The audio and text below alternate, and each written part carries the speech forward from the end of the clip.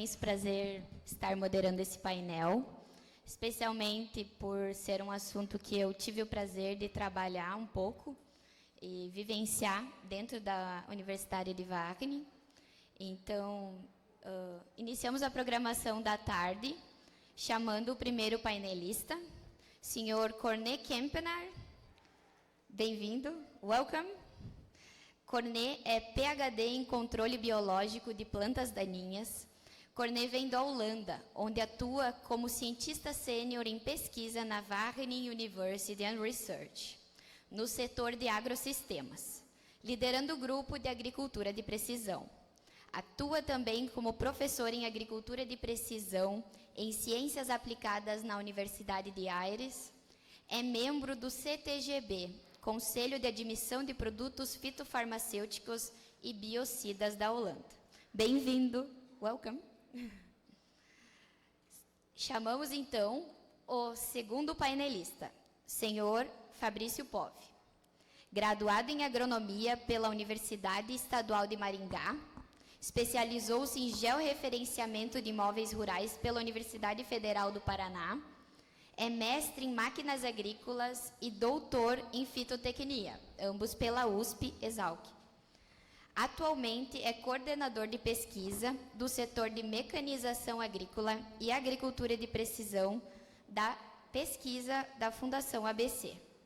É membro da direção da Associação Brasileira dos Prestadores de Serviço em Agricultura de Precisão e a Associação Brasileira de Agricultura de Precisão. E, por fim, o terceiro painelista, senhor Alwin Meenderink, graduado pela Wageningen University and Research como mestre em engenharia agronômica. Alwin começou sua carreira desenvolvendo aplicativos e softwares para todos os tipos de clientes no mundo da agricultura. Formou-se em desenvolvimento de produtos e softwares na Universidade de Utrecht. Após 20 anos de experiência, ingressou na Rometron, empresa a qual trabalha até hoje, onde é responsável pelo departamento de desenvolvimento de softwares da empresa, incluindo a tecnologia Widget. Com isso,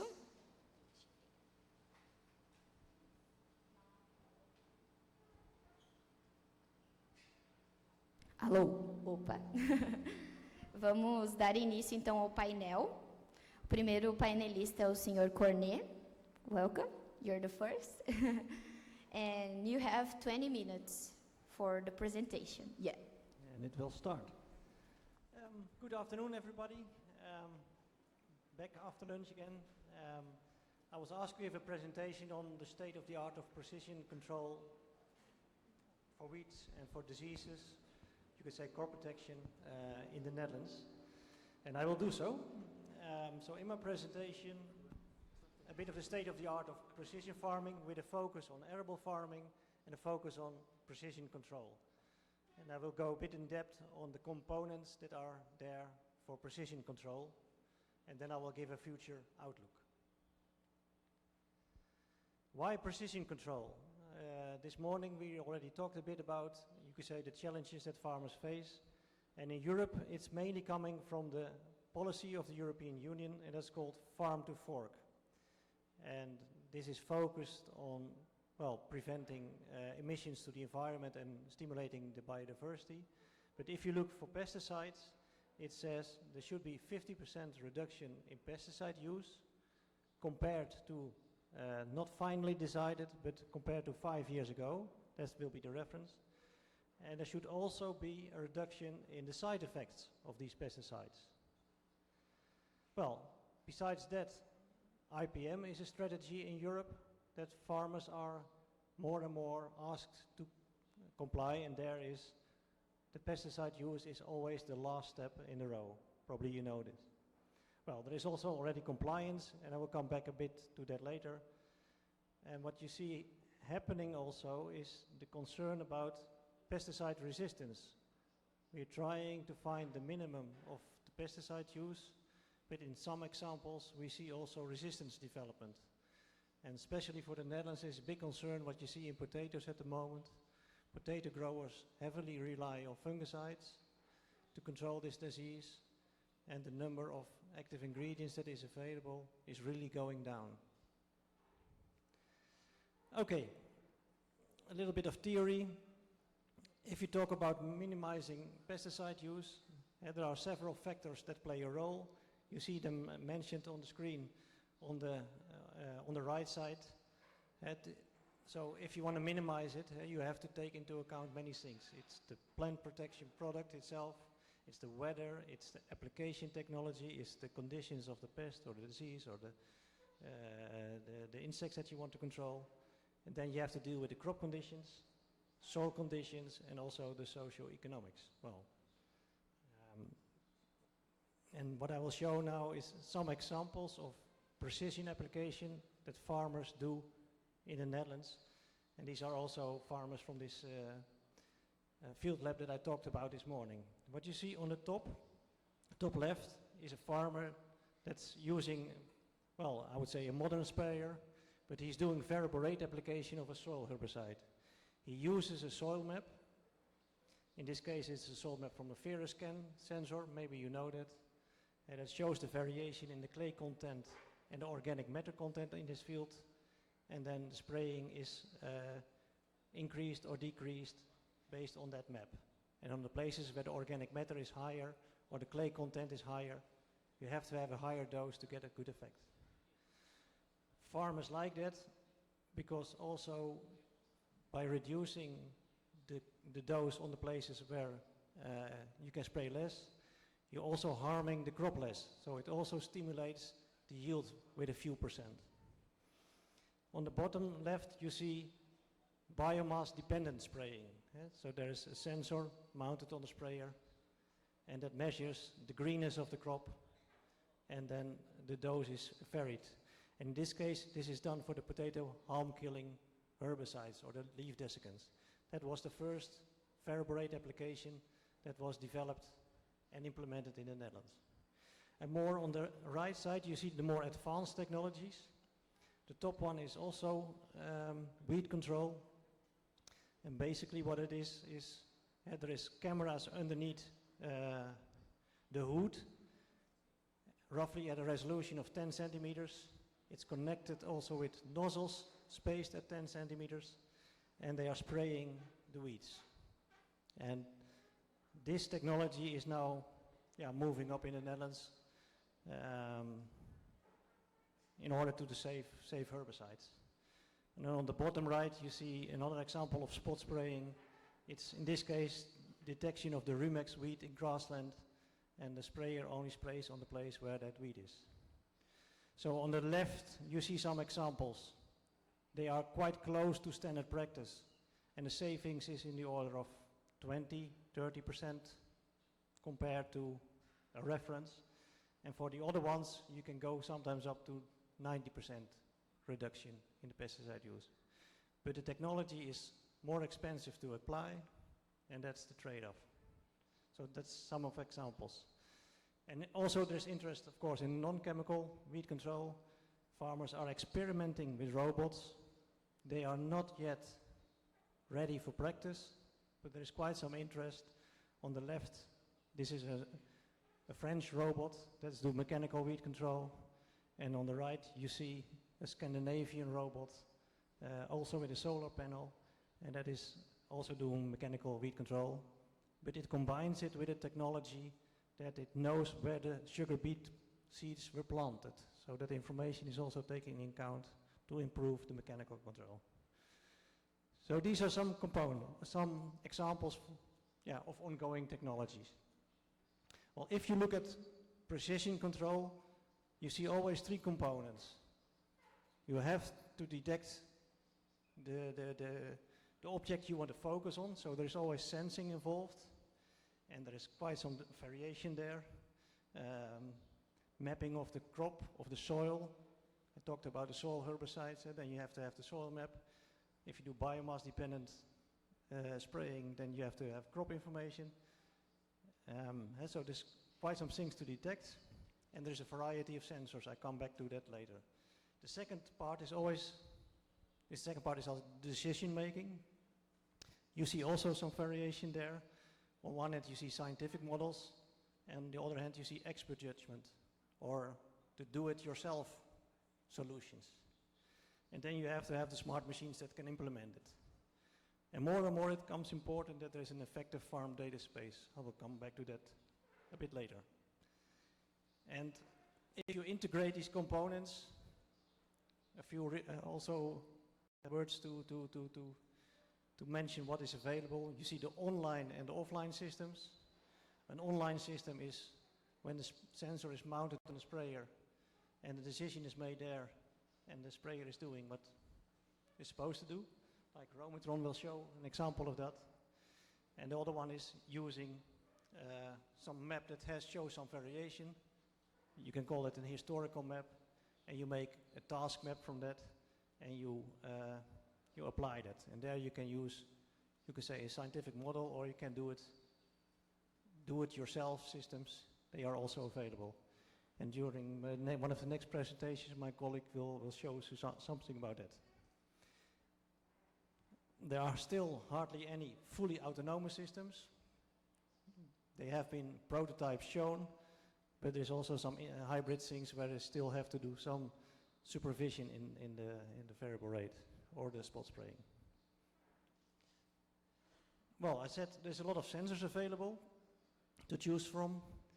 Most sensors that are used are spectral camera systems. They do something with the light that is reflected and make a decision if it's a weed or whatever. Electric conductivity is done. There's also acoustic sensors. So you see there's a wide variety of sensors available, and they can be near or remote. And I already mentioned you can measure things like the soil, the biomass, the pest. And also I talked a bit about the decision support models. Sometimes they are quite simple models. During the mini course I also will show one example for the leaf desiccation. But there are also complex models that make the decision and even help you to do the timing of the spraying better. And we see coming in more and more the AI algorithms. But AI so far is mainly used for recognizing the pest that you want to detect or the weed that you want to detect. A variety of sprayers, tractor mounted, self-propelled sprayers, also outside you can see them, wide variety. Why I'm mentioning this, I'm coming back at the end of my presentation why this is relevant.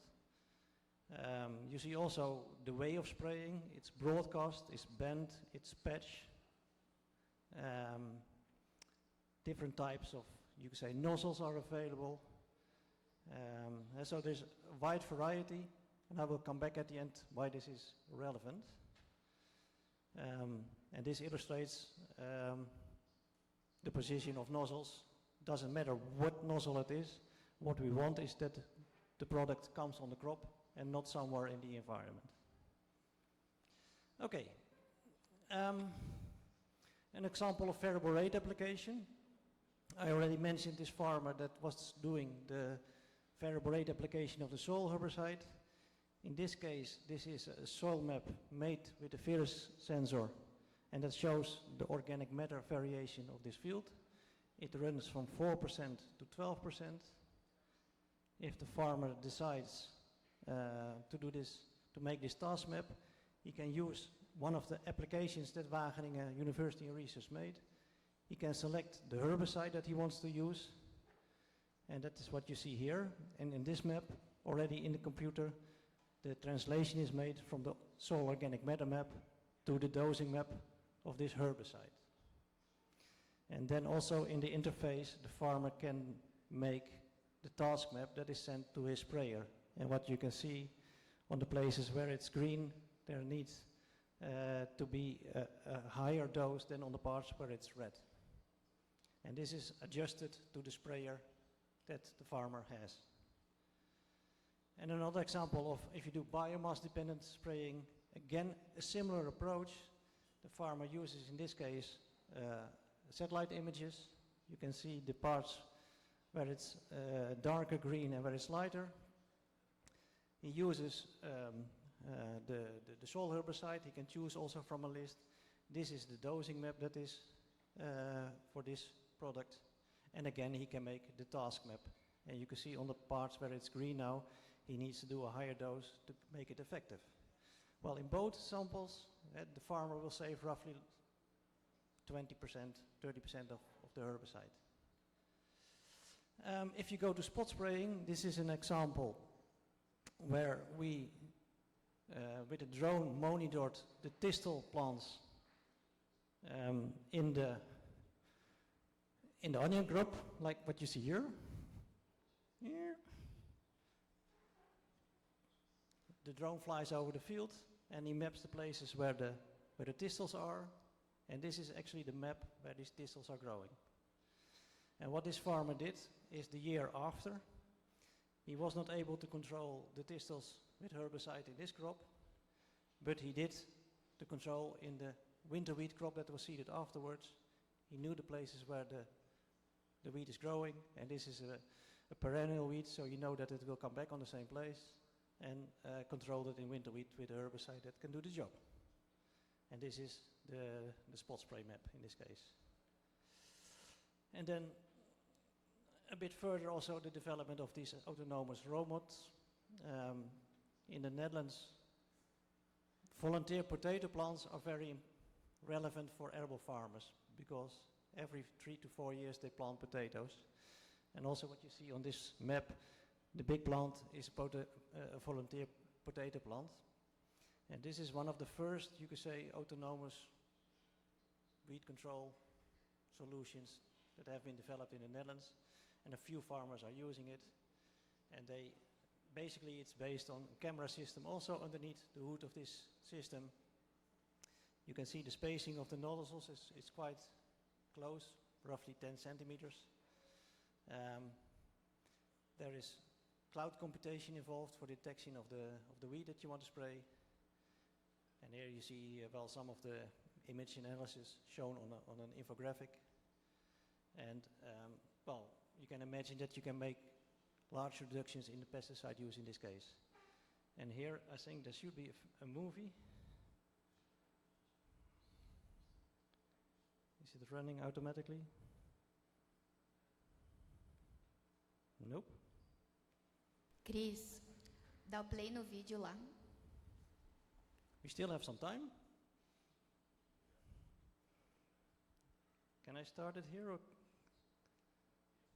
Yes, start it. This is a sugar beet crop. You can see 3 to 5 leaf plants there. And in between you can see some of the potato volunteer plants.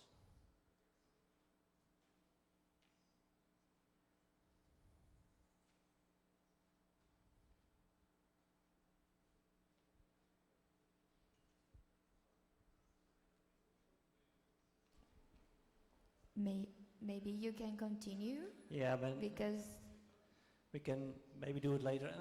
If you come to my mini course, I will show it to you. Okay? Last one that I want to show, we're also experiencing with, and this is a machine that combines actually, or a sensor that combines several images.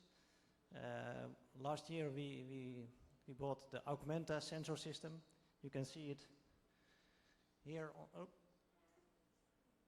It's difficult. On the top of the cabin of the machine, it gives you data, roughly 150 data points from left to right, all connected, and the spacing of the resolution of the data depends how high or how low you mount the sensor. We use it at a level of 10 centimeter resolution width, so it gives us, for example, on this experimental field, a resolution of data of 10 centimeters wide. And we also have it connected to a precision sprayer that can dose per nozzle. And the interesting thing is, the data, roughly it provides an NDVI type of data, but it is combined with a view what the camera sees in front. And that's an interesting thing. Automatically, also the RGB camera data is stored, but when the camera sees something special, it makes an extra picture. So if you want to analyze the data, you can use that for your question. Yeah, finally, a few words on drones. Drone spraying is not allowed in the Netherlands. That's an interesting thing. It's mentioned also by the European Union that it can be a solution for reducing pesticide, but at the moment it's not allowed yet. It's by law forbidden that you spray from airplanes. But we are working on it, and there's definite projects ongoing where we have exemptions and where we test the options for this technology.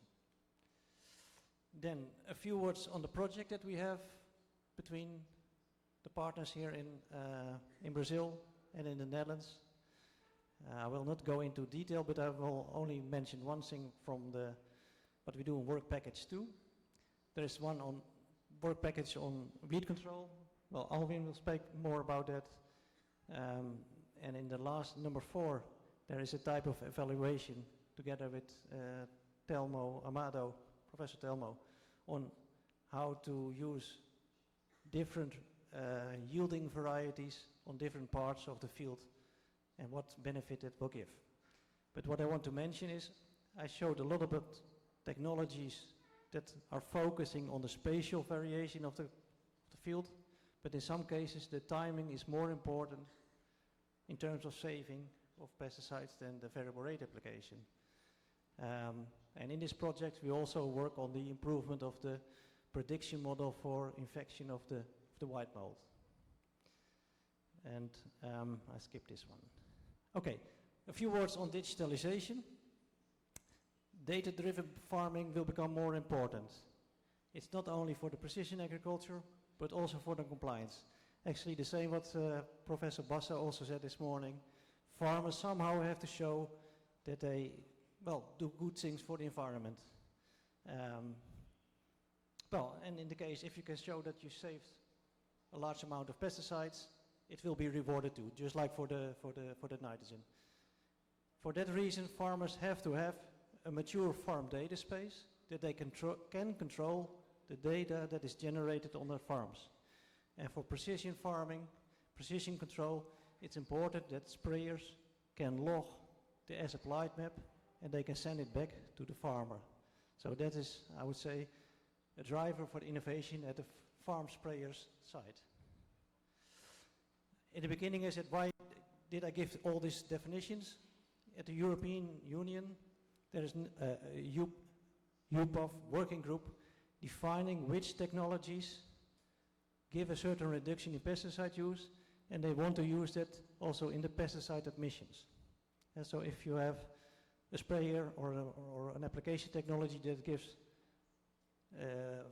from scientific data, in most cases like 80% reduction, it will be characterized as such a technology. Okay, my time is up. I showed you some technologies for precision control. This is roughly the state of the art with some looking ahead.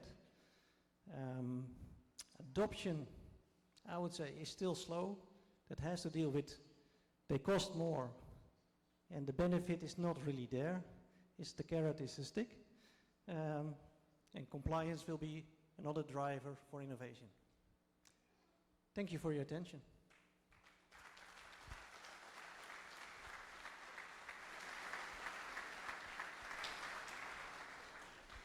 Muito obrigada, Corné. Thank you. It was really nice to hear about the experience.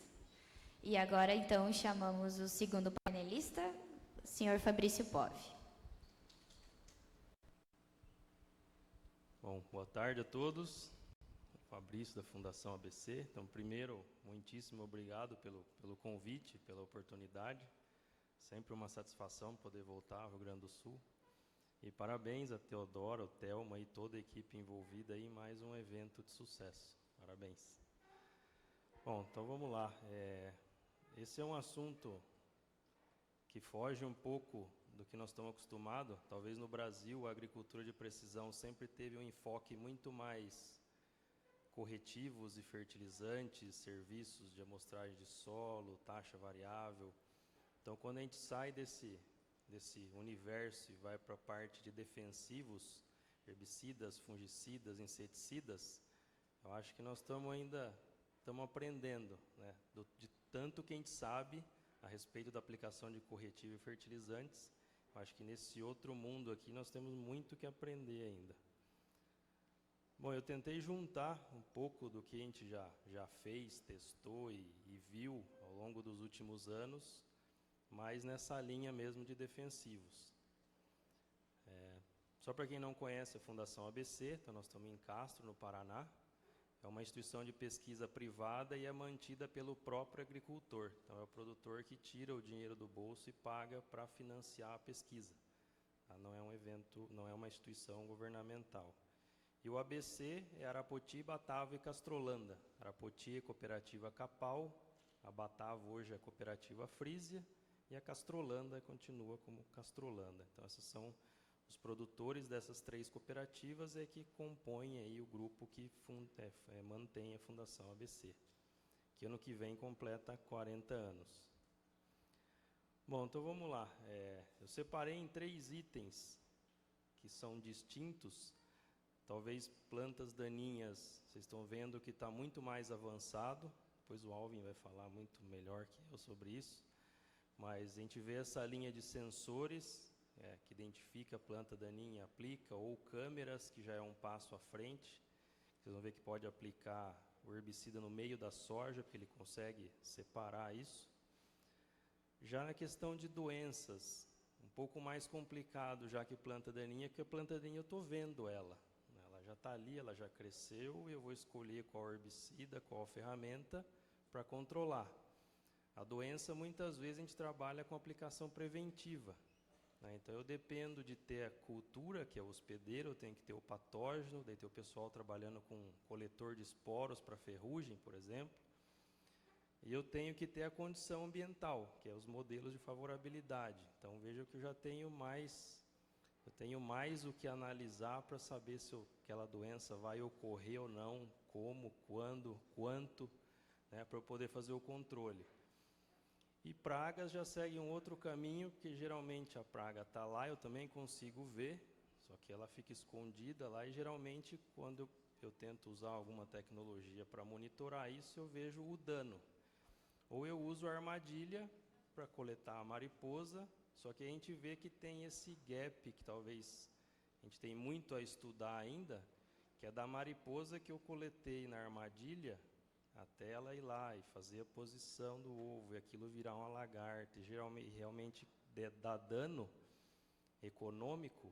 Então é essa ponte que eu acho que ainda tem muito para a gente estudar também. Então vamos ver alguns exemplos. Eu desenterrei algumas coisas aqui para mostrar que a gente vem trabalhando com isso já há algum tempo, mas uma parceria muito boa com o pessoal da Smart Sensing aí desde 2017. Então no começo as dúvidas eram mais simples, Será que o sensor realmente enxerga a planta? Se ele vê, será que vai ligar? Será que vai dar tempo? Então no começo a gente fez uns trabalhos mais iniciais, aí com aveia e nabo para ter folha larga e folha estreita, e lá com a planta em diversos estádios fenológicos, com tamanho diferente, aplicava para ver se realmente o sensor ia conseguir captar isso ou não. Foi um trabalho interessante no começo, a gente aprendeu bastante. Vocês vão ver que, pelo fato da planta ser muito pequena, a gente descobriu uma coisa no começo, que numa palhada dessa de milho, às vezes a plantinha ainda está embaixo da palha. Então, às vezes ela vinha depois como um escape, você achar o sensor não funcionou. Não, mas ela estava escondida lá, ele não viu mesmo. E mesmo se visse, o herbicida também não ia pegar, porque tem o efeito guarda-chuva. Então, tem tudo isso. Mas aí, foto de parcelas que a gente usou com os sensores para aplicar, foi um aprendizado muito bom. E os controles, então a gente fez bastante coisa no início, Então, vocês vão ver que, claro que as menores ali, tanto da aveia quanto o nabo, o controle é menor justamente por causa disso. A planta muito pequenininha estava embaixo da palha e por isso que escapou. Tá? Mas depois, as que não estão cobertas, funcionava normalmente. Bom, e se a gente for para uma área comercial, tá? Então esse foi lá no início, então a gente continuou os trabalhos com o pessoal da Widget, ainda falando em planta daninha. Então a gente vê que numa própria imagem do Google, se vocês olharem no canto direito lá da imagem, no alto, vocês vão ver que naquela imagem, aquela soja ali já não tem alguma coisa legal com ela. Dá para ver que o desenvolvimento dela está um pouco menor. Se eu voltar no tempo, uma outra imagem, o que eu vejo lá no canto? Mais planta daninha, né? Então, vocês vão ver que a gente pode usar as outras ferramentas de agricultura de precisão que nós já estamos acostumados para aplicar, então, no uso aí de tanto herbicida, fungicida, inseticida, que é o que a gente vai tentar ver aqui rapidamente.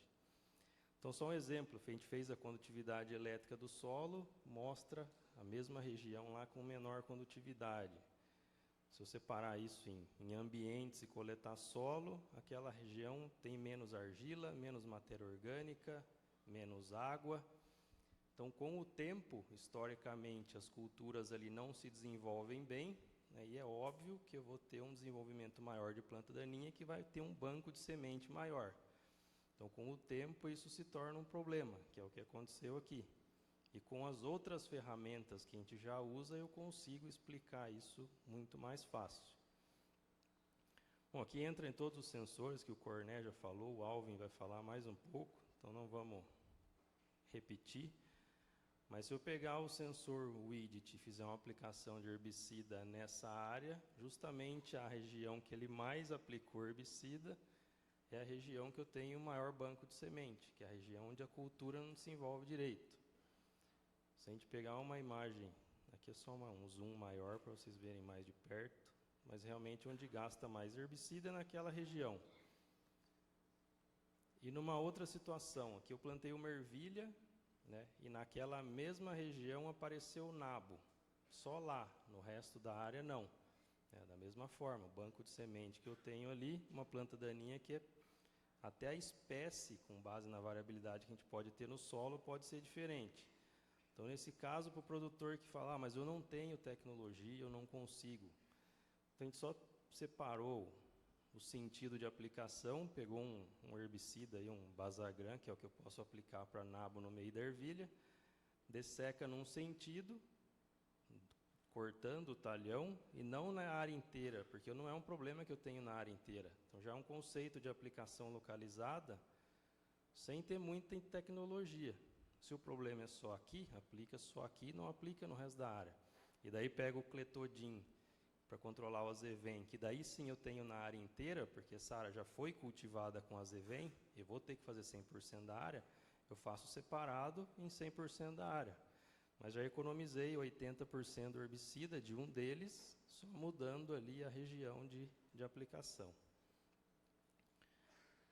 E daí a gente voltou agora com a última versão do widget, esse ano ainda, 2023, logo após a colheita do milho, agora com a versão que gera os mapas de aplicação. Então, mesmo sendo uma aplicação pós-milho, né, pós-colheita do milho, que veio todo esse milho depois, ainda assim teve uma economia de 25%. Tá? Então, essa é uma tecnologia mesmo bastante promissora, que vale a pena a gente olhar com calma. Essa imagem eu achei muito legal, porque vocês vão ver o sentido da máquina, é reto aqui, mas inclinado vocês vão ver umas faixas. Aquele é o sentido da colheita, onde a máquina jogou mais ou menos milho, e eu estou aplicando cortando, então vocês vão ver que tem uma diferença ali. Então, exatamente onde nasceu mais milho atrás da máquina, o sensor pegou depois e mapeou. Então, onde está em branco é onde ele não aplicou. Então, mesmo com bastante milho, se a gente olhar a foto aqui, ainda assim uma economia de 25%. Né? Então, imagine quando a área está limpa, que eu posso economizar 90%, 95%, né? Nem se fala. E aqui só uma sequência de imagens de satélite para mostrar que, logo após aplicado e alguns dias depois, o resultado que realmente funcionou, essa dessecação, mesmo com essa economia aí de 25%. Bom, além do widget, então a gente tem uma outra parceria com a John Deere, tá? Então essa máquina ela já é equipada com aqueles sensores da Blue River, que é uma empresa que a John Deere comprou. Então essa aplicação foi feita em Ponta Grossa, já equipada com as câmeras. Então vocês estão vendo que a máquina está no meio da soja, então já é um conceito diferente. Ela tem a câmera e ele está vendo o que é soja, o que não é. Do lado ali, vocês estão vendo uma plaquinha, a gente foi marcando plantas daninhas na entrelinha da soja para depois poder avaliar se ele viu, não viu, se controlou, se aplicou em cima dela mesmo ou não. Tá? Então, conceito um pouco diferente. talvez seja o próximo passo, mas também ainda não comercial, pelo menos esse aqui está em fase de testes. Bom, aqui é só para reforçar aquela questão da planta daninha, o stand inicial de plantas por zonas, dá para ver que realmente aquela zona mais arenosa, que é a ponta de cá, ficou com 2/3 da população que eu queria, né? Então, se eu olhar uma foto aqui, o stand realmente é uma área bem arenosa, o stand ficou bem feio. Então, por esse motivo, depois vem um fluxo de planta daninha no meio da soja, tá? Que é o que causa esse problema recorrente todo ano na mesma área. E se eu pegar uma imagem de drone ou de satélite, ou o que seja, né, e eu olhar na região que está vermelha, vocês vão ver a soja, que aquela outra ali, realmente ela não fecha a linha, né? Então, realmente veio um fluxo de planta daninha no meio da safra. Só que a gente tem outras ferramentas, que o Corné também comentou, que é o drone. Então, agora eu pego o drone, coloco lá 2 litros de glifosato, e vou lá e aplico só naquela mancha, que daí na época da colheita, pelo menos já eu controlei aquilo ali, não chega isso sementeando lá no final. Então também uma ferramenta já disponível que a gente pode fazer uso aí também. Bom, então vamos falar um pouquinho de doença. A gente já falou mais da metade do tempo de planta daninha. Então vamos focar em doença agora. Alguns exemplos mais práticos.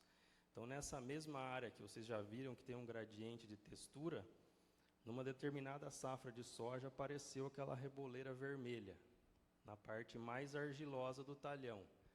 Porém, uma reboleira com indícios de estresse hídrico na soja. Já começa a embolar a cabeça, mas como é que está dando o estresse hídrico na parte mais argilosa do talhão, que tem mais água? Se a gente olhar o balanço hídrico nos meses de novembro e dezembro, um ano antes, e no ano dessa soja, vocês vão ver que novembro e dezembro, da safra onde isso aconteceu, realmente eu estava com déficit. Então, a soja realmente tinha condições para sofrer um estresse hídrico. Mas por que na parte mais argilosa? Então, agora eu vou mostrar para vocês mais algumas ferramentas que é comum do dia a dia nosso e que ajuda a explicar. Por exemplo, o penetrômetro. Se eu olhar o gráfico do índice de cone, vocês vão ver que tem uma linha que destaca das outras, do 35 centímetros para baixo. É justamente naquela região onde aconteceu o problema. Não é compactação por causa da profundidade, mas eu tenho alguma restrição em profundidade, provavelmente devido ao tipo de solo, tá? Que é um cambissolo bem argiloso. O que mais? Se eu olhar em profundidade, também tem um monte de alumínio, né? Então, além de uma restrição física, eu achei uma restrição química ao desenvolvimento de raiz. Se eu fizesse a conta do gesso pela equação do Aeres, lá de professor Aeres de Ponta Grossa, dava quase 5 toneladas nessa mancha. Então, realmente bastante alumínio. Então, se eu juntar isso, não tenho raiz para descer em profundidade, num ano que faltou um pouco de água, realmente deu estresse hídrico na parte mais argilosa, né? Não quer dizer que isso é obrigado a acontecer na areia. E quem se favoreceu disso, o macrofomina, que é um fungo de solo que se aproveita quando a soja está em condições de estresse hídrico. Então veja como a gente amarra tudo, a parte de solo, adensamento, para explicar um problema que tem a ver com um fungo, que é uma doença, que é um fungo de solo que eu não posso aplicar simplesmente um fungicida. Eu vou ter que pensar num outro manejo de solo para corrigir isso, para evitar que isso aconteça de novo no próximo ano, que de novo eu tenha, né, um déficit hídrico. E 2 exemplos que eu fiz no passado também, ó, mapa de antracnose e na vagem de feijão. Fiz um grid amostral e fui com o fitopatologista andando e avaliando. E algumas coisas têm lógica. A gente não chegou a avançar com o que isso correlaciona, mas vejo que tem uma região do talhão com vários pontos com nota mais alta, né? E isso nós não estamos explorando muito bem ainda. Se vou fazer uma taxa variável de fungicida ou não estou pensando nisso ainda. Mas para entender. Outro exemplo, o número de escleródio no solo. Escleródio, eu estou falando de esclerotínia, mofo branco em soja. Também tem lógica. Vejo que de uma parte da área para outra, da direita para a esquerda, vai aumentando o número de escleróide no solo, que vai favorecer a ocorrência do mofo branco depois na soja. Também tem lógica, tem uma distribuição, isso não é aleatório, então isso tem relação com alguma coisa no solo que nós ainda precisamos entender um pouco melhor.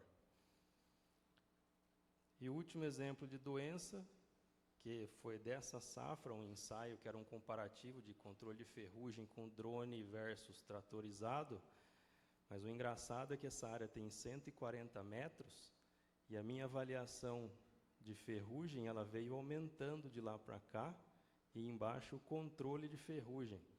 Então eu cheguei a ter o dobro de controle em 140 metros. Por quê? Porque a pressão de doença desse lado aqui era muito mais alta, em 140 metros. Então isso é só para provocar vocês que a gente tem muito ainda que aprender com relação à variabilidade espacial de doença. Tem uma lógica nisso aqui, mas eu estudei muito pouco, preciso estudar mais ainda, tá? Mas tem coisa, se a gente procurar aí, nós vamos achar.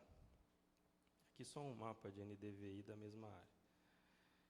E para fechar, então, um par de praga, eu só tenho um exemplo aqui, isso também lá de 2017. O que foi a ideia? Usar o mesmo sensor, na época, para aplicar o inseticida só em cima do milho, para o controle de lagarto cartucho, por exemplo. Por que eu vou jogar no chão? A lagarta está onde? Está no cartucho. Então eu uso o mesmo sensor que é para aplicar herbicida, para aplicar o inseticida no milho. E aqui só um exemplo, na época o espaçamento do milho ainda era 80 centímetros, mas quanto maior o milho, claro, menor vai ser a economia. Mas você ainda ganha alguma coisa. Então, para quem já tem o equipamento, é uma forma de otimizar também. Manejo integrado de pragas, que eu já falei, que as armadilhas, nós temos que acertar esse gap ainda. E esse agora, da última safra, então esse ensaio está no campo, também para controle de cigarrinha no milho agora. Eu não sei aqui no Rio Grande do Sul ainda, mas para nós, dependendo da região, em VE, você não está nem na primeira folha verdadeira ainda, e nós já estamos aplicando inseticida. Então, se você não tem nada de folha ainda, então usar o sensor para aplicar o inseticida tem trazido mais alguma economia. Isso aqui, inclusive, vai virar uma tese de doutorado, que é com o professor Guedes, aqui de Santa Maria, junto com o Boller. Eles estão acompanhando isso aí. Está no último ano já do trabalho. Tem um videozinho aqui, não sei se ele quer passar ali, bem curtinho, só para...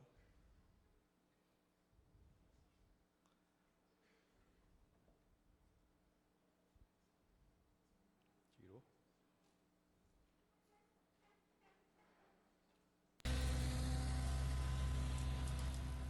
Só para vocês verem que ele vai... A área foliar quase zero. Então, se ele está ligando e desligando, com certeza eu estou economizando quando ele desliga. Tá? Então, essa é a ideia. Uma ferramenta que não é para isso, mas que pode trazer mais esse benefício. Tá? Enquanto a gente não avança muito mais aí na questão de pragas, é o que a gente conseguiu por enquanto. Beleza, pode. Agora só o último slide ali, que já é o para a gente fechar. Então, com certeza, a quantidade de trabalhos, aí, resultados sobre benefícios da agricultura de precisão para corretivo e fertilizante é muito maior. A gente sabe disso. Faz décadas que nós estamos estudando isso, né? Mas, com toda essa pressão ambiental agora para redução do uso de agrotóxicos, né, defensivo agrícola, toda essa pressão ambiental, talvez seja a hora de a gente olhar um pouco mais para essa parte de herbicida, fungicida, inseticida, que com certeza tem como a gente melhorar a eficiência no uso desses insumos também.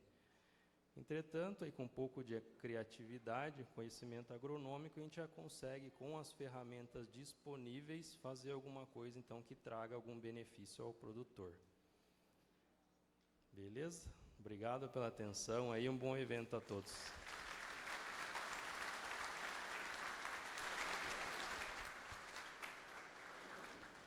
Muito obrigada, Fabricio, por compartilhar a tua experiência. Acredito que foi mais uma visão interessante, agora em testes aqui no Brasil, né? E passamos então para o último painelista, senhor Alwin. Welcome. Welcome, thank you. Well, thank you, Theodora, for being here on this event. Very good, very nice. I wanted to tell you something about Weedit, about the product, but also something about the company behind it, Rometron. You already introduced me, but I'm Alwin. I studied long time ago with my study mate, Roel de Jonge. He was looking on the right, on the back. We graduated in 1997.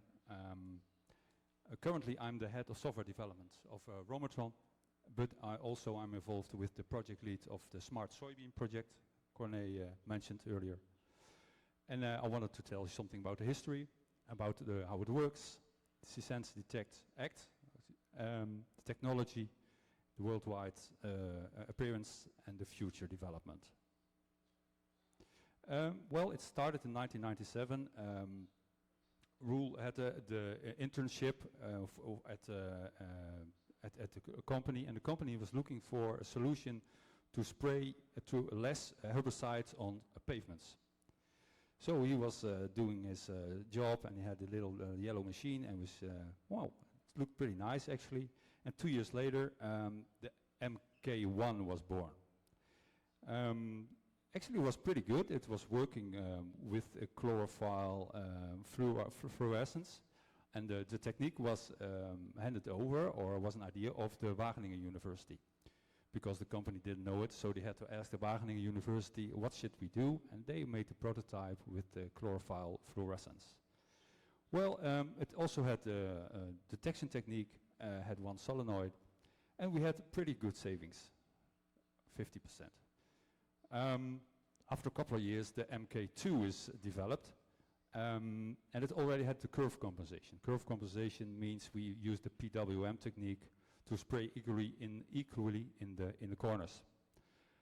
And then suddenly, 3 years later, the Dutch government said, I don't want to have chemicals on the pavements anymore. So, nice idea, Roel, but better stop. So, Roel, who started Rometron, Roel's Mechatronica company, had to find another solution. Lucky, there was another student from Biosystems Engineering in 2009, and he was working, did his internship in Australia. And his supervisor asked him, don't you have a technology to spray some weeds in the field? Ah, well, he asked Wageningen University again and said, maybe you should talk to Roel. And together, they figured out how to improve the system, the MK2, and to make it like a weeded egg, the first system in the agricultural world for weeded. And the nice aspect now is that Hans is the first employee of Rometron, and currently is the sales director. So he's still a very important person for Roel and for the company. So 2009, the weeded egg was constructed. It was a good system, but it was quite heavy because it was based on a 1 meter system. So they had to come up with an improved version. That's the weeded quadro, red and blue. It was much lighter, much more scalable. Had 25 centimeters detection zone, integrated PWM detection, and it's very fast. And because it's a very fast processor, lightweight because of to keep the weight as low as possible on the boom, and it's modular. So we wanted to have a retrofit system, so we can build it upon every system we could possibly see in the market.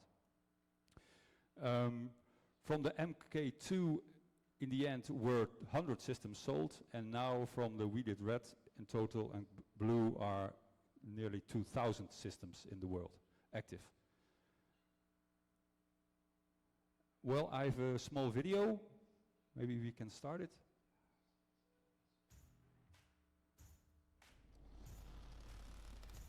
Weedit, Weedit é a tecnologia mais precisa, rápida e fácil de usar para eliminar plantas daninhas de maneira localizada. Desta forma, você economiza até 90% dos custos com defensivos. Para atender todas as suas necessidades, o Weedit possui 3 modos de uso. No modo de pulverização localizada, você aplica somente sobre as plantas. Já no modo Dual, você pode aplicar uma quantidade menor de produto em toda a área e aumentar a dose somente onde há plantas. O Weedit também pode ser utilizado como um pulverizador normal. No entanto, possui uma qualidade de aplicação maior por realizar o controle de dose por pulverização pulsada. O Weedit pode ser instalado em qualquer tipo de pulverizador. Pulverizadores com acoplamento de 3 pontos e de arrasto. Quadriciclos, pulverizadores de frutíferas, pulverizadores com rodas na barra e autopropelidos. Nossos anos de pesquisa ensinaram que um sensor por metro de barra é suficiente para garantir 100% de eficiência sem influenciar a estabilidade e durabilidade da barra do seu pulverizador, mesmo operando a uma velocidade de até 25 km por hora. Cada sensor é dividido em 4 canais de 25 centímetros de largura, contendo um bico de pulverização controlado por uma válvula PWM. Cabos e eletrônica robusta, aliados a uma fácil instalação, garantem uma pulverização precisa e sem falhas. O Weedit só precisa de 2 componentes para funcionar. Um sensor por metro para detectar as plantas e uma válvula PWM a cada 25 centímetros para garantir que a dose correta seja aplicada no local e no tempo exato. O Weedit acerta as plantas daninhas considerando a velocidade de operação, os desníveis no terreno, os movimentos da barra e até as curvas e manobras. O sistema calcula a velocidade de cada sensor e ainda compensa a altura, os movimentos e a velocidade da barra. Isso garante aplicações no local e dose certa, mesmo em áreas irregulares. Além disso, ele possui a sua exclusiva fonte de luz, o que permite trabalhar dia e noite. Somente o Weedit é capaz de se calibrar automaticamente o tempo todo, permitindo pulverizar em situações com palha, solo seco, úmido e sombreado. Elimine as plantas daninhas rapidamente com até 90% de redução nos custos utilizando a tecnologia. This is basically how it works. We use the chlorophyll fluorescence technique. So you see on the left there's the active light source. It detects the chlorophyll and it gets a little response of fluorescence, and that's detected by the sensor. And the sensor can have to decide which nozzle to activate to spray. What also mentioned is the automatic background calibration. So always calibrating, is it what's background and what's wheat or crop. Okay. This is the other side, overview. It's very important to have the good configuration. The measurements should be entered very correctly because the sensor has to calculate when to spray. It's all decisions are made by the sensor itself. That's why it's so fast. There's no too much communication involved. It's all done by the sensor itself. We have 1 sensor per meter, 4 solenoids per meter, and the max speed is 30, but we advise not faster than 25 because we cannot guarantee it. Detection size is plus minus 1 centimeter, depending on conditions. Actually, we have 4 application modes right now, like the spot spraying or the green on brown technique, but we also have now the green on green technique, but it's only based on spraying the large plants in a small crop. That's how we define it. In the green on green technique as we have it now, it's very, the timing is crucial. You mentioned also you can use it, but be aware, the moment of spraying is very, very important. Then we have the full coverage option and also the dual mode option. So then we have a low spray rate, and for the higher weeds we can give an extra dose based on the detection. I've put some savings beneath the modes. The 10% weed pressure gives the highest savings. If the pressure goes up 20%, then the savings also get less. The green savings until now are measured in Brazil. It's the measurements are done by Smart Sensing Brazil. Here's some savings up of 80%. If you want to know how and when to apply, better go to the stand and ask how did you achieve it and when did you do it. The dual mode, I heard it's hardly used in Brazil, but it has also some savings. Then the company, it's based in the Netherlands. It's actually, right now it has one product, and it's called Weedit. The Weedit can be built on any platform, universal. It can be used, has four application modes, can be used in several sectors, broadacre, and now it's gone, no. And we are worldwide active. Oops. There's a picture of the company right now. The current facility, what we do there is produce all the cables, and all the testing is done there, all the calibration is done there, all the quality done is, and the development is also done there. Next year, June, we will be expanded with the part in front, what we see there. That part is a new part. It's 3 times as big as it is now, right now. So we have to, we need some space for the production of extra sensors. And also what next year we will get an SMD line. It's more technical, but it means we can make our own PCBs ourselves. So all the PCBs of the sensors are made in Steenrun. So we're not, we can have the quality in own hands, and we can also make the quantities we want. And that's why we need a big company, because it needs a lot of space. It's universal. It can be installed on mounted sprayers, ground gliders, self-propelled. It's highly dependent on which region you are, because in Brazil we don't even see the ground gliders. You only see the self-propelled, I think. And Australia, you only see the ground gliders and the trail sprayers. That's the biggest market, actually. 60% is still trailed, and 40% is self-propelled.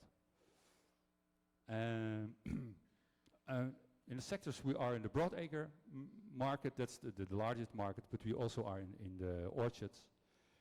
In the middle part you see HSS, it's Hendrik Hol Systems. It's the only machine that's driving in Holland. It's in the orchards, and it's standing vertically, detecting the weeds, the trees. And on the right side you see the Gus, the robot. It's getting more and more autonomous. We are worldwide active. The biggest market is Australia. That's where we started. Then we have our Croplands and Croplands Australia as distributors. And then we go to South America, Brazil and Argentina. And in Brazil, the agent is, our distributor is Smart Sensing Brazil, and Argentina, Geosistemas. And in North America, Croplands, Canada, and Agrotech, America. And South Africa, we have also sales. And I think there's one machine in Kazakhstan. That's why Russia is green. So some figures.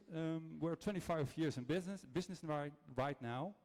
We have 50 employees in Holland, so I'm not counting the distributors. Currently we have 2,000 active machines, based on an average of 26 meters, and we have 50 kilometers boom sold all over the world. What does it mean? We are calculating how much would it save. Well, if we have an average saving of 80%, we have 2,000 machines, we think we can save 20 million liters of herbicides per year, based on the current machines. And the development is going faster, because we expect the coming 5 years to have more than 2,000 machines extra. So that's significantly savings. Besides the ecological benefits, which are clear, we have the precise and accurate spraying on plants we can eliminate the weeds because we can use better herbicides. We have less reduction to the ground, to soil and water, and the reduction of resistance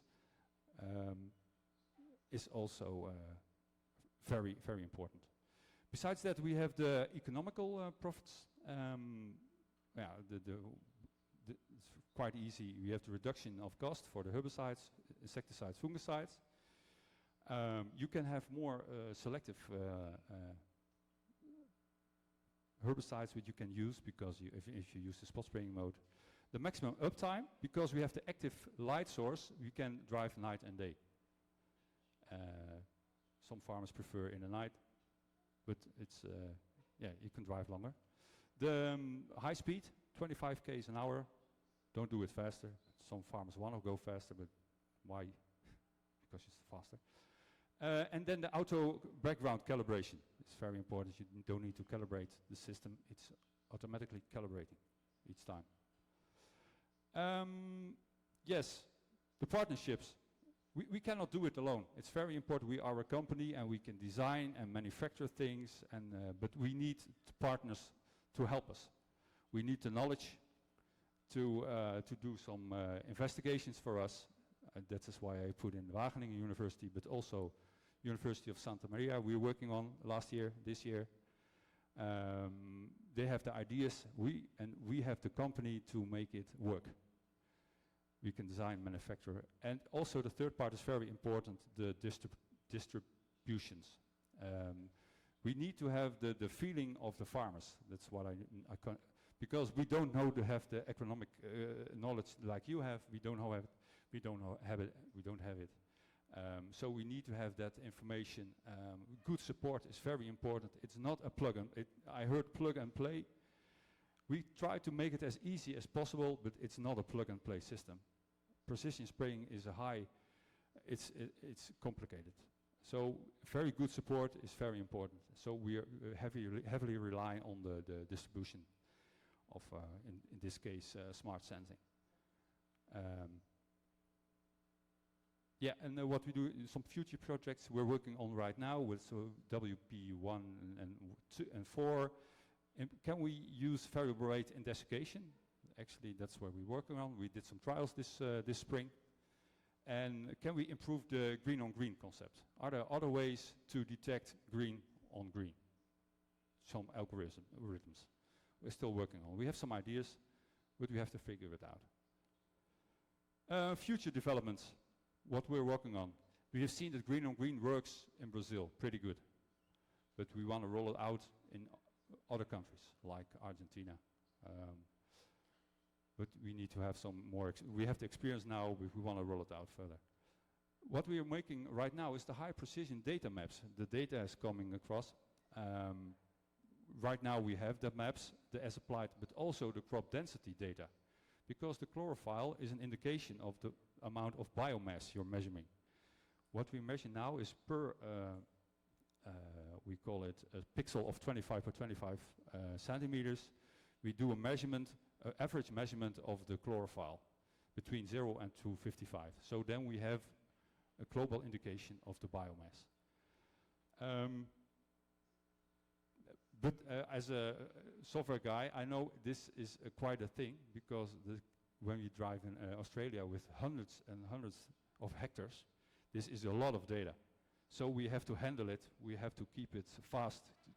This is also a big challenge for us, how to handle this, send it to, who's going to get it, the portal.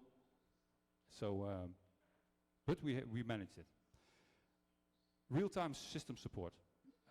We like to implement it. We have implemented it because it's very, very good to give the indication, is the system running well?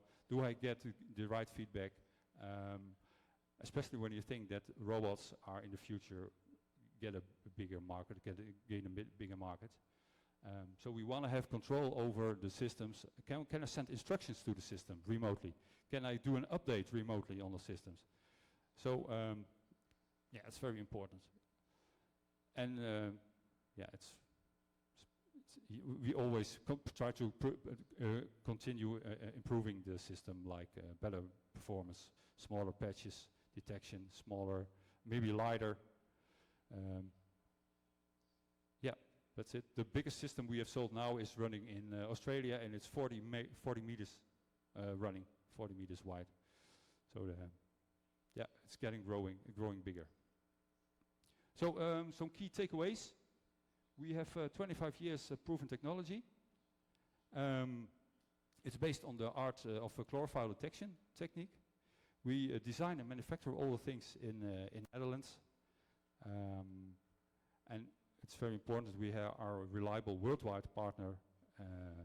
That's what I think we have proven so far. Thank you.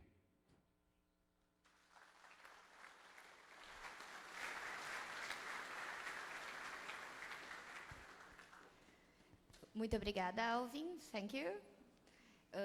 Resumo, basicamente, né, do nosso painel. Eu acredito que foi muita informação em pouco tempo. Grandes especialistas na área, né?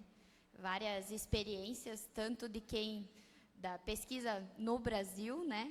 Como quem desenvolve o sensor, a dificuldade para criar tudo isso. E eu acredito que foi focado bastante e um dos principais desafios da nossa agricultura no futuro é plantas daninhas, né? A gente vê que cada vez mais a dificuldade para o controle de plantas daninhas.